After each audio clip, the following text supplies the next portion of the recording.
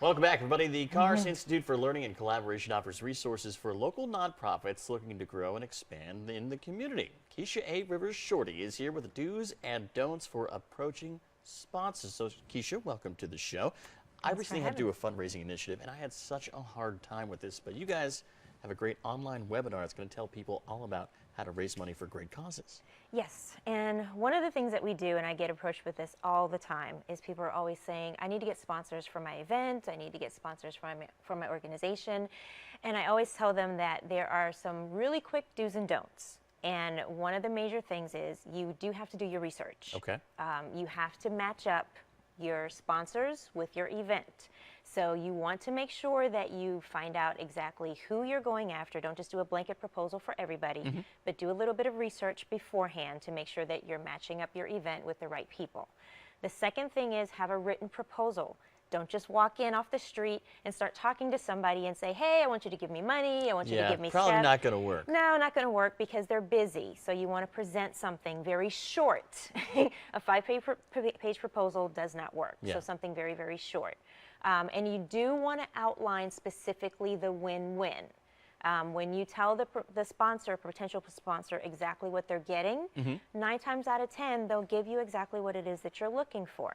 And keep in mind that most of the time when you're looking for fundraising goals in particular, they're in a business. So advertising is the big one. Big thing. They want to know exactly how much they're getting for their dollars. And then do a fulfillment report. Follow up and tell them exactly how great it was, what you, how much exposure they got, how many people that you exposed them to, if they got stuff on their website, newsletters, that kind of thing. So, and we have all of this available on our website. We have an online webinar that they can go to. So if they go to our website, they can sign up for an on-demand webinar, and we'll give them all the tips and the do's and don'ts. Which is really cool because you said it was on demand right before we came on the air, which means you don't have to tune in at a specific time or log on. Yes. It's on your time. It's at your leisure. Yes, exactly. And with everybody being so busy, and with me being so busy, it works out really great. So they can log on, they can send us an email, they can schedule it whenever they need to, and then if they need some follow-up, we actually have the resources for them to be able to send us a draft of their proposal, and we'll critique it for them. Oh, wow. And help them go through That's a great resource. Now, you mentioned doing your research and then going and making that first impression. What do you recommend for that first initial meeting? Should it be an email? Should it be in person? Should it be a phone call?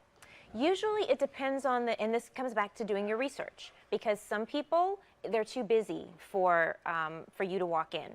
Others, you want to do an email and then follow up. And then others, you want to do a phone call. So that research is really, really key.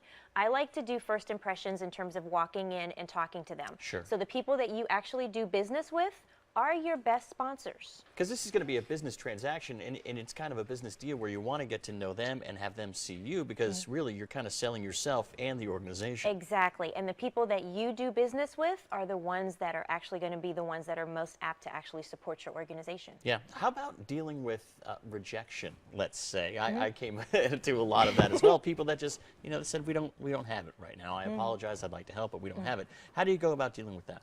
That is something that's actually going to happen. And one of the things that I tell people is that it doesn't matter. You're not necessarily going to always get money, but look at the things that you do need. If you're having an event per se, I don't necessarily always need the funds, but if I need food, if I need materials, if I need supplies, that will go a long way as well, because then you don't have to spend the money to get those things. Well, it sounds like a fantastic seminar. Again, you can check it out on that website or get more information by calling that number right there. Keisha, thank you so much for coming on the program. Thanks for having me. We do appreciate it. Right now, we're going to send